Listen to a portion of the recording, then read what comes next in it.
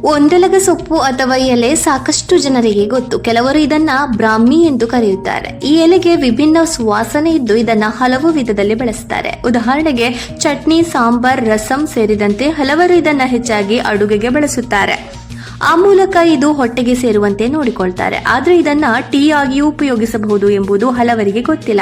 ಕೆಲವರು ಇದಕ್ಕೆ ಹರ್ಬಲ್ ಕಷಾಯ ಎಂದು ಕರೆಯುತ್ತಾರೆ.